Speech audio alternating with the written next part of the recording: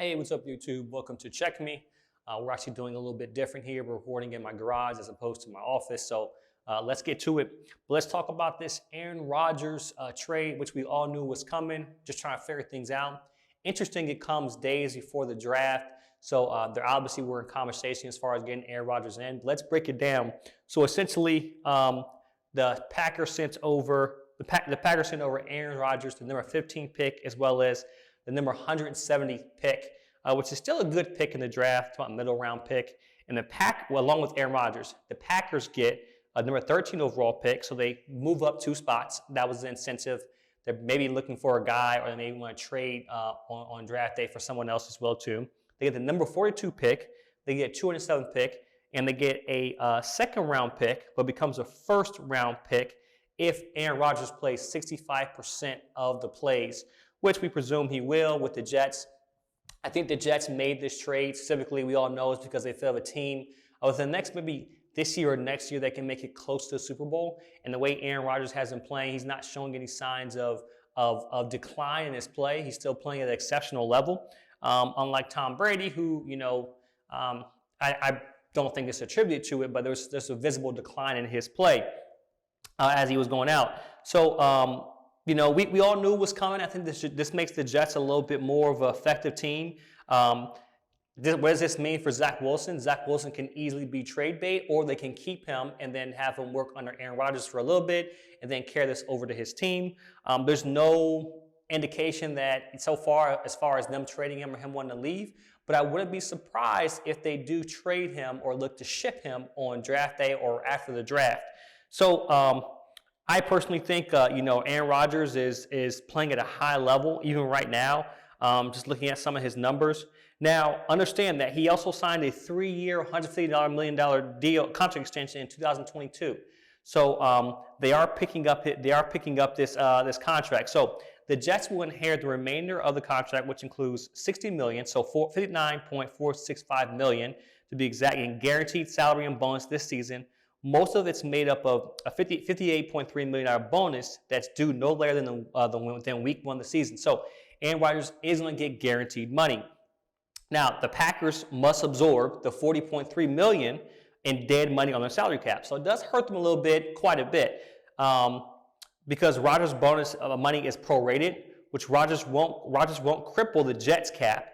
He will count for $15.8 million in 2023. And $32.5 million in 2024, pretty much it's a cap-friendly structure. So he is expected to renegotiate his contract before the trade comes official. So these numbers may trade. Just understand that Packers will pick up some of that cap money, or that payment that they owe him from the bonus. What does this mean? I mean, looking at the Packers, the Jets right now, I think the Jets have a team that played well this year. I'm not big on Salah. I don't think he's such an amazing coach. I think that he had some great players that fit in the scheme, and he's with the Jets, and it's whatever. I think that we all were hyped with him last year, but they really didn't go and do anything last year if you think of it. But I think with the addition of the defense, starting to get a little bit of foundation, and then now you have an offense with Aaron Rodgers, Lazard, Garrett Wilson, who's came on strong. I'm not sure, Elijah Moore, if he's still there, I'm not sure what happens with him. But you have a good nucleus of players on the offense end to make this offense, dangerous. Now, Breece Hall is great as well too, but I mean, it's a running back. You can find a running back and do a thing. In this league, they're interchangeable unless they're like Adrian Peterson or Derrick Henry, those guys, who really change the outcome of the game. But I do think that does it put the Jets in playoff contention? I think it does. Look at that division. You have the Patriots. You have the Bills. Who's that? Patriots, Bills.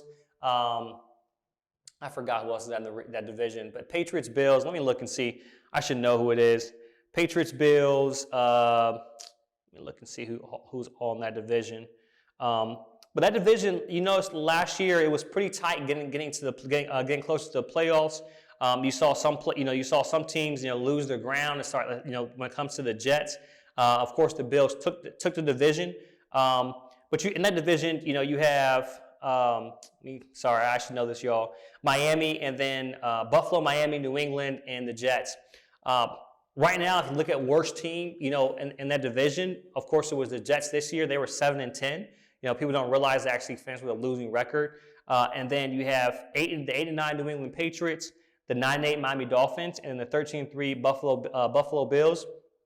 Depending on Tua's health, I think that Miami team, could take the division. But right now, I personally feel like it's a toss-up.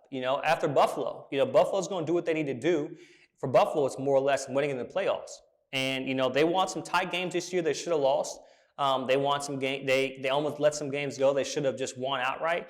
So it'll be interesting to see how that division falls out. Do I think that the addition with the Jets, it makes the Jets a top contender in the division? I do. The addition with Aaron Rodgers, does it make the Jets a top contender in that division? I think it does. I think what Aaron Rodgers brings to this Jets team is are tangibles that they haven't had before a quarterback. Him getting in there early, getting acclimated with the guys will make that Jets team more dangerous. And I do expect them to climb and make a run in the AFC East.